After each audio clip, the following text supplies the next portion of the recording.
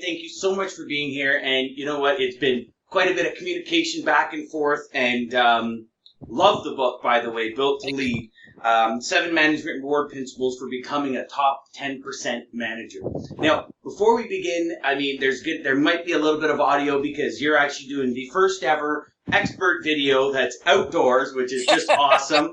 You've got a beautiful backdrop where you are. You're right by the beach, so we're going to try and get a lot of this breeze out of the, or wind out of the audio. But you know what? Let's start with a 3 feet from gold story. A story about a time in your life when, you know, you felt like you hit the seemingly insurmountable wall through, you know, maybe friends, a good book, maybe faith, maybe family. You found what you needed, you dug down deep, and you broke through into your greatness.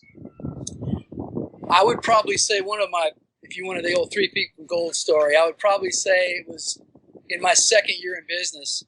And I was traveling the southeastern United States, and I happened to be in Orlando, Florida, on the Orange Blossom Trail. I'll never forget that.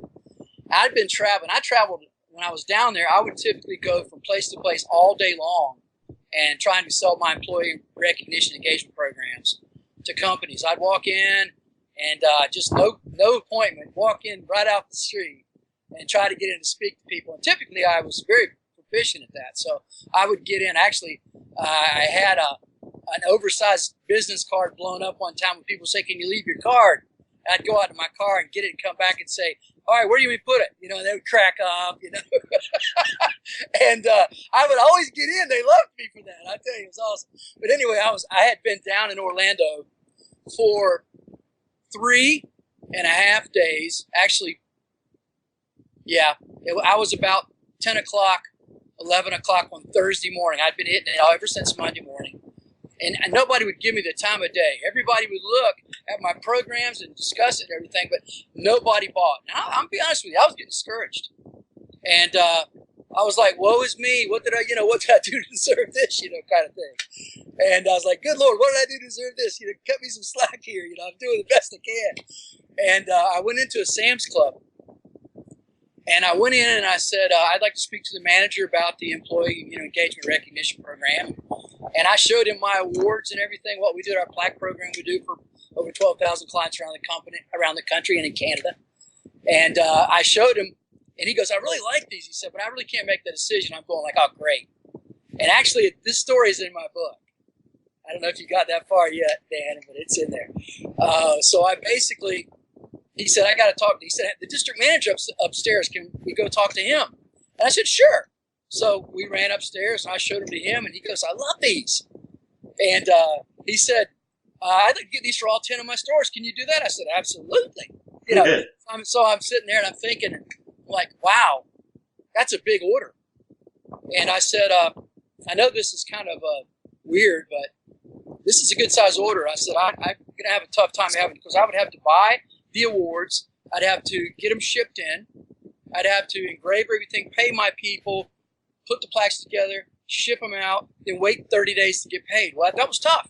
That was a good size order. So I remember I told him, I said, would it be all right? Could you help me like half of it down and half when we deliver? He said, sure. So we ran downstairs and I'm giving the encapsulated version of the story. But we ran downstairs and he came and he whipped out 16 $100 bills. And I tell people that, some people say, oh, yeah, you were really, nose to the grindstone. But I'm going like, as soon as I got out of there, I got back into my little Honda Accord and I drove over to Daytona Beach, Florida, rode out on the beach, jumped in the back seat, put on my swimming trunks, where nobody could see me looking around, jumped in the back seat and put my shorts on and ran out in the ocean and said, yeah. So I just chilled out the rest of the day. So I was giving myself a little reward. Pulled yourself out of the game right away for the rest of the day. Exactly right. It was tough. I'm not kidding you. I mean, I'm literally, when I say I was going all day, I mean from 9 o'clock in the morning to 9 p.m. typically. Yeah. And when I was on the road, one thing that I did, I'll tell you this real fast, is I had this, because I was competing against no one but myself, I had a game that I would play every day. And the game was, if I sell $1,000 today, I get to eat a steak. Anything less than $1,000, $9.99, I don't get to. I got a hamburger or a chicken or something else, So I love to eat steak, So I worked really hard to get that steak every day. And I failed some, no doubt, but I definitely, that's how I rewarded myself. It kept me honest.